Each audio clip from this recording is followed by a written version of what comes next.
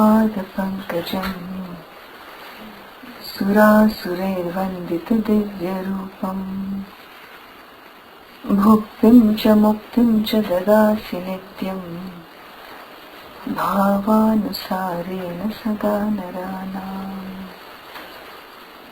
सर्वमङ्गलमाङ्गल्ये शिवे सर्वार्थसाधिके शरण्ये त्र्यम्बके देवी नारायणी नमोस्तुते।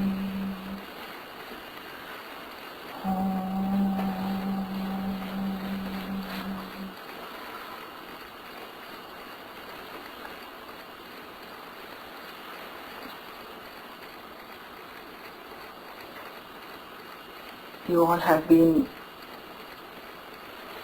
students of Vedanta for a long, long time.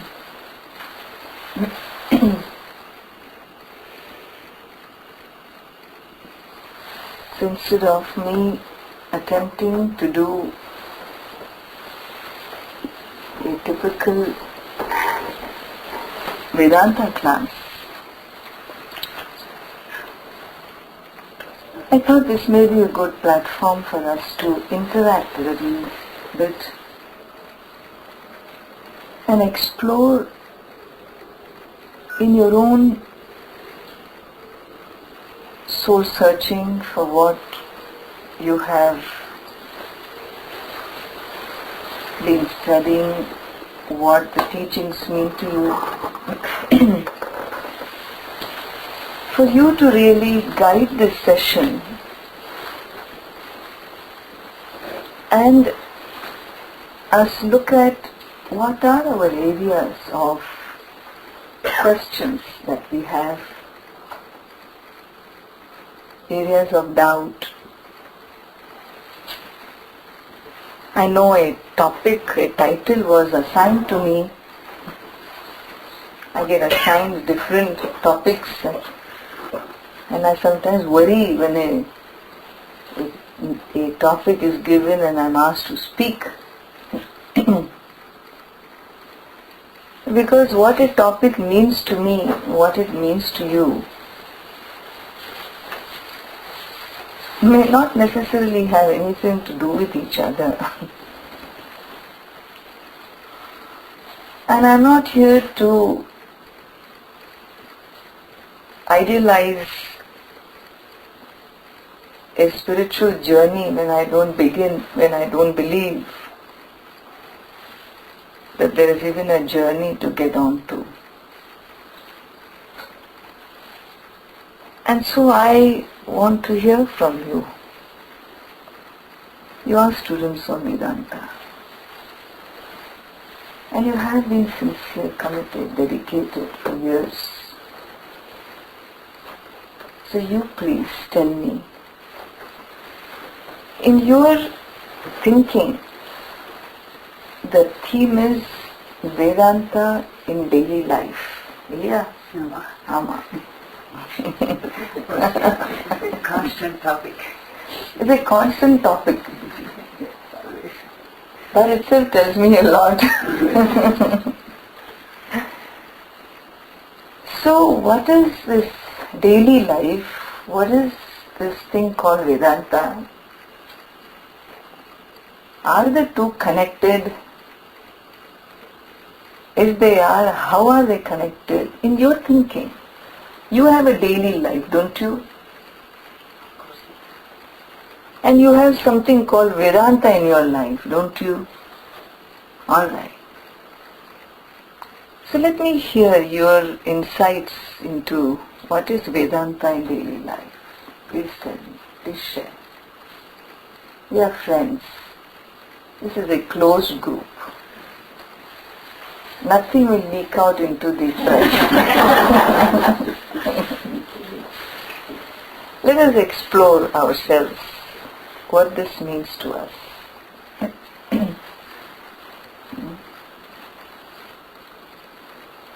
Any one of you,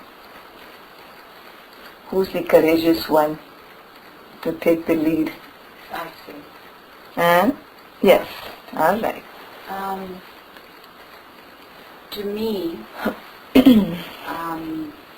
means that you conduct your daily life without going through anger, all these varied fluctuations of emotions. Try to stay as calm as possible. Whatever is thrown your way, just take it in your stride. If you can't deal with it, say, this is all I can do. Accept that you are just who you are. You don't have to be something other than yourself. That takes a lot of acceptance. That's extremely hard because we're all hardwired, or at least in India growing up, you have to do the best, and all that is there, and sometimes you really can't live up to your own expectations. So basically, will you say that Vedanta in daily life means building your capacity of acceptance of what daily life brings for you? Okay. What the external brings to me, and what internally also I accept who I am. Okay. And how do you go about doing that? With the help of Vedanta?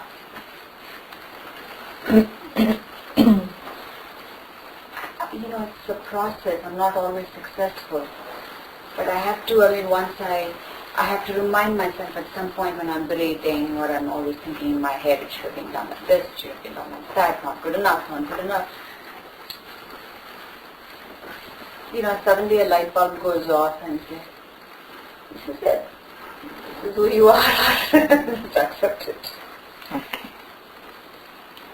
Any other reflections?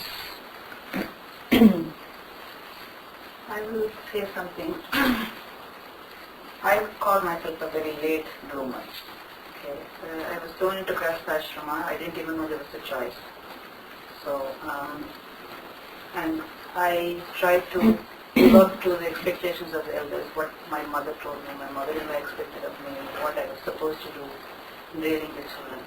And as we are entering, or we have already entered the Vanaprastha stage, then all of a sudden I'm realizing there is a prescription for life. And the prescription helps you grow spiritually as you are following the Grahastha-ashrama or any other choice you have. But now I'm trying to understand what that prescription is and how I can grow even at this stage forward. And the prescription has fit in to some extent in what I've done in these past years, but I just want to grow further according to the ways prescribed. So that is my understanding at this point. Okay. Good. Very good. Yes. Vedanta doesn't take full effect if we do not put it into an action in our daily practice of life, and that requires a cognitive effort. It requires a lot of introspection and governing one's own actions rather than focusing on the outside. The outside is what it is. We have to just learn to see how well we adapt ourselves, or how well we react or not react to situations outside, or react in the best possible way, or being proactive in every situation rather than being reactive.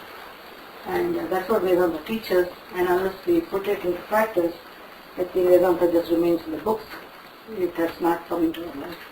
We haven't assimilated that, and I think that's the most important thing in life, to assimilate it and put it into practice and learn from every experience in our life. And we move on from event to event to event to event. Every day there are thousands of events happening in our life just in front of our eyes, and we are participating in the event. And as long as we know that we are just participating in it and just playing a role and see it in a very objective fashion, life will be a very smooth ride. I don't think